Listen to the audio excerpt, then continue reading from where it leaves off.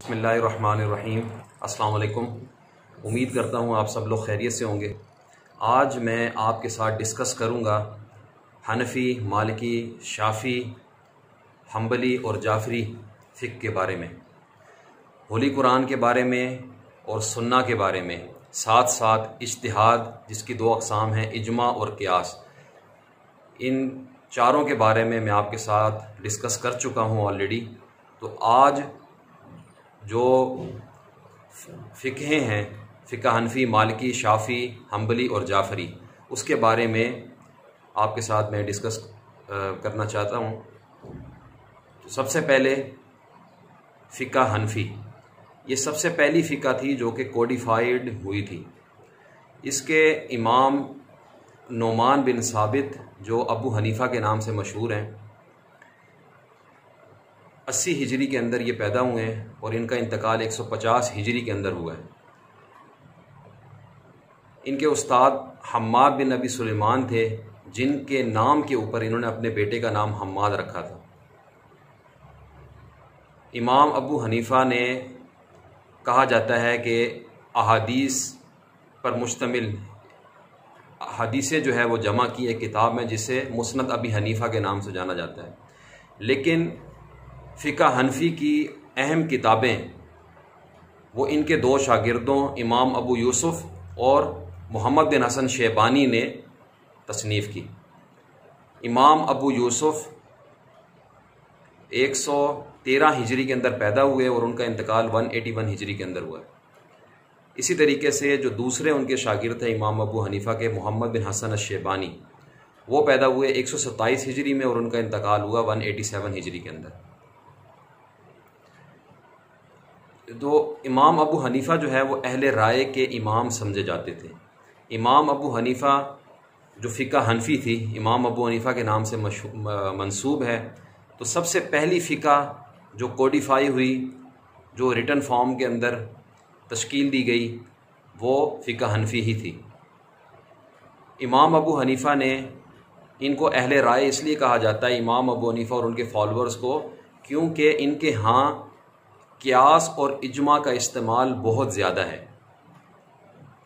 اور اجماع کی جو دو اقسام ہیں، اجماع سکوتی اور اجماع تصریحی۔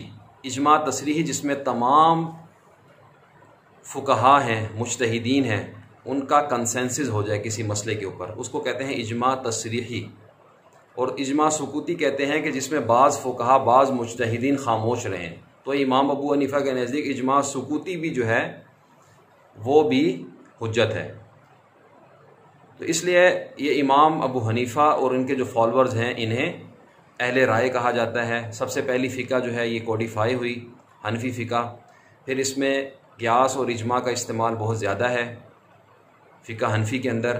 پھر امام ابو حنیفہ نے کنسیپٹ، ایک استحسان کا کنسیپٹ بھی بہت زیادہ استعمال کیا۔ استحسان ایک one of the secondary sources of Islamic law ہے۔ جب مجتہدین اجتہاد کرتے ہیں یا مجتہد اجتہاد کرتا ہے تو استحسان کے پرنسپل کو بھی مد نظر رکھتا ہے، اور حنفی اسکول آف تھاٹ میں یہ استحسان کا پرنسپل زیادہ استعمال ہوتا ہے۔ مالکی اسکول آف تھاٹ کے اندر مصلحہ کا زیادہ استعمال ہوتا ہے۔ استحسان کہتے ہیں کہ دو احکامات، دو حکم ہیں، ایک حکم مشکل ہے اور ایک آسان ہے، تو آسان حکم کی اپلیکیشن ہوگی نہ کہ مشکل حکم کی، کیونکہ اللہ تعالیٰ کا ارشاد ہے یرید اللہ بکم الیسر ولا یرید بکم العسر۔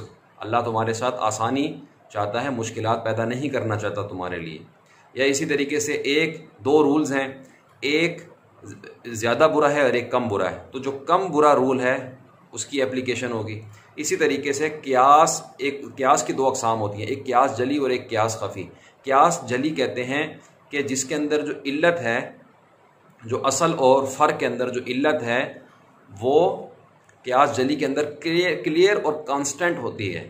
when there is no difficulty to find an علہ، اور کوئی ڈیفیکلٹی نہیں ہوتی علہ فائنڈ کرنے کے اندر، تو وہ اس کو کہتے ہیں قیاس جلی۔ اور قیاس خفی کہتے ہیں کہ جب جو علہ ہے وہ کلیئر اینڈ کانسٹنٹ نہ ہو، اور when there is a difficulty to find an علہ۔ تو حنفی اسکول آف تھاٹ میں استحسان کا ایک مطلب یہ بھی ہے کہ قیاس خفی کو قیاس جلی کے اوپر فوقیت دے دی جائے، کیونکہ قیاس جلی کی اپلیکیشن ہارمفل کانسیکوینسز کی جانب لے کر جا رہی ہوتی ہے۔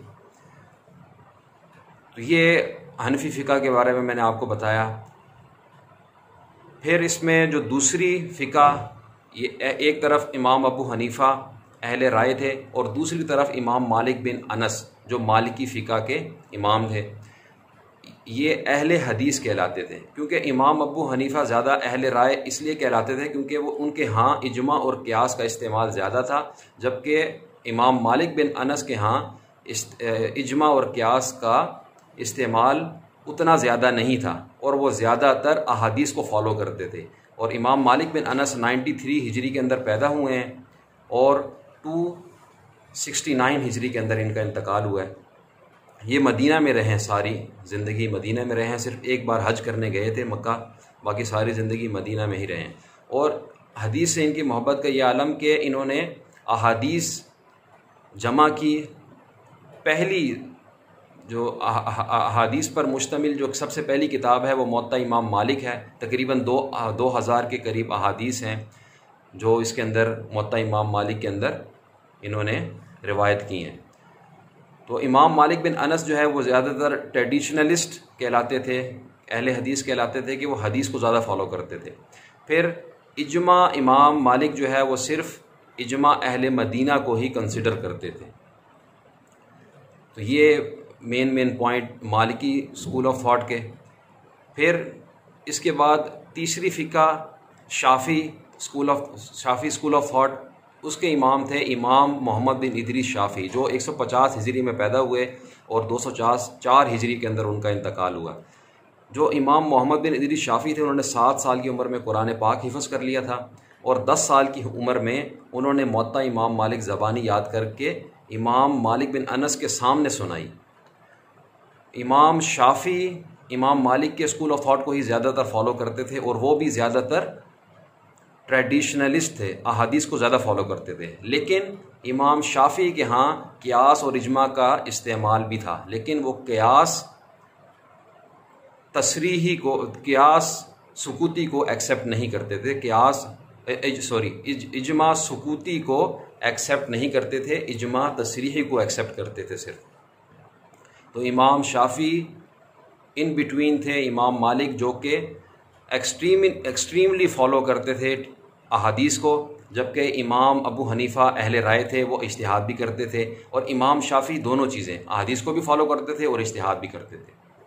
اور امام شافی کی جو سب سے مشہور کتاب ہے وہ ہے کتاب الام، وہ اصول فقہ اسلامک جورسپروڈنس کی سب سے پہلی کتاب مانی جاتی ہے۔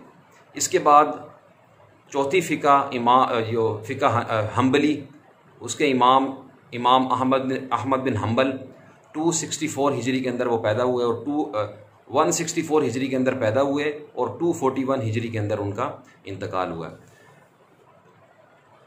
انہوں نے بھی احادیث جمع کی۔ سب سے جو ان کی کتاب ہے مسند احمد بن حنبل، اس کے اندر تقریباً 30,000 کے قریب احادیث موجود ہیں۔ امام احمد بن حنبل بھی امام شافی کی طرح امام مالک کے نقش قدم پر چل رہے تھے۔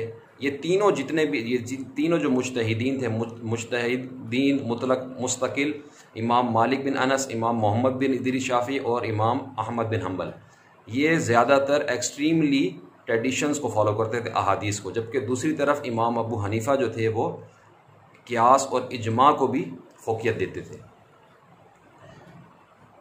پھر جو امام احمد بن حنبل ہے، ان کے ہاں صرف اجماع وہ قابل قبول ہے جو صحابہ کا اجماع ہو۔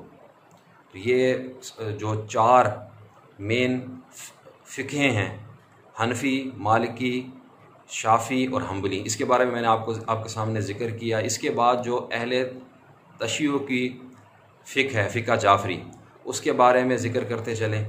فقہ جعفری جو امام جعفر بن محمد صادق کے نام سے منسوب ہے، یہ 6 امام تھے، اثنا عشری اور اسماعیلیوں کے نزدیک یہ 6 امام ہیں۔ 12 امام ہیں اہل تشیع کے اثنا عشری۔ اہل تشیع کے 3 فرقے ہیں، ایک اثنا عشری جو 12 امام کو مانتے ہیں، ایک زیدی ہیں جو امام زین العابدین کے بیٹے زید بن علی کو مانتے ہیں اپنا امام۔ اس کے بعد تیسرے ہیں اسماعیلی جو امام جعفر بن محمد صادق کے بیٹے اسماعیل بن جعفر بن محمد صادق کو اپنا امام مانتے ہیں۔ بہرحال جو فقہ جعفری ہے وہ امام جعفر بن محمد صادق کے نام سے منسوب ہے۔ یہ 84 ہجری میں پیدا ہوئے اور 148 ہجری کے اندر ان کا انتقال ہوا ہے۔ اہل تشیع کے دو فرقے ہیں، ایک اخباری ہے اور ایک اصولی ہے۔ اخباری وہ صرف اپنے اماموں کے فالوورز ہیں اور اپنی طرف سے نہ وہ قیاس کرتے ہیں نہ وہ اجماع کرتے ہیں، جو اجماع اہل بیت کا ہو گیا، اماموں کا ہو گیا، بس اسی کو فالو کرتے ہیں۔ جبکہ اصولی جو ہیں اگر ان کو امام کے ہاں سے کوئی بات نہ ملے تو وہ عقل کو بھی استعمال کر کے احکامات کو اخذ کرتے ہیں۔ اور اہل تشیع کے نزدیک اجماع صرف اہل بیت کا اجماع وہی قابل قبول ہے۔ اس کے بعد میں آخر میں 12 اماموں کا ذکر کرتا چلوں۔ اہل تشیع کے 12 امام ہیں۔ سب سے پہلے حضرت علی بن ابی طالب رضی اللہ تعالیٰ عنہ، اس کے بعد حسن بن علی رضی اللہ تعالیٰ عنہ، پھر حسین بن علی رضی اللہ تعالیٰ عنہ، پھر حسین بن علی رضی اللہ تعالیٰ عنہ کے بیٹے امام علی بن حسین زین العابدین، پھر امام علی بن حسین زین العابدین کے بیٹے کے اوپر اختلاف پیدا ہوا جو زیدی ہیں، زیدی کہتے ہیں زید بن علی جو ان کے بیٹے تھے وہ ان کو اپنا امام مانتے ہیں، جبکہ جو اثنا عشری ہیں، اسماعیلی ہیں، وہ محمد بن علی باقر کو اپنا امام مانتے ہیں۔ پھر چھٹے امام جعفر بن محمد صادق جن کے نام سے فقہ جعفری مشہور ہے۔ پھر جعفر بن محمد صادق کے بعد اختلاف پیدا ہوا، اسماعیلی جو ہیں وہ اسماعیل بن جعفر بن محمد صادق جو جعفر بن محمد صادق کے بیٹے ہیں ان کو اپنا امام مانتے ہیں، جبکہ جو اثنا عشری ہے وہ موسیٰ بن جعفر کاظم کو اپنا امام مانتے ہیں۔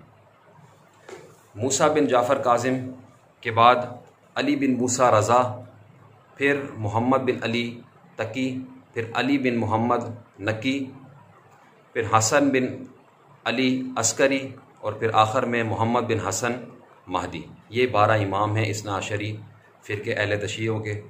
تو یہ میں نے آپ کے سامنے ذکر کیا ہے چاروں مین اہل سنہ کی فقہوں کا، فقہ حنفی، فقہ مالکی، فقہ شافعی، فقہ حنبلی، اور اہل تشیع کی فقہ جعفری کا۔ امید ہے آپ کو سمجھ آئی ہوگی۔ Thank you very much.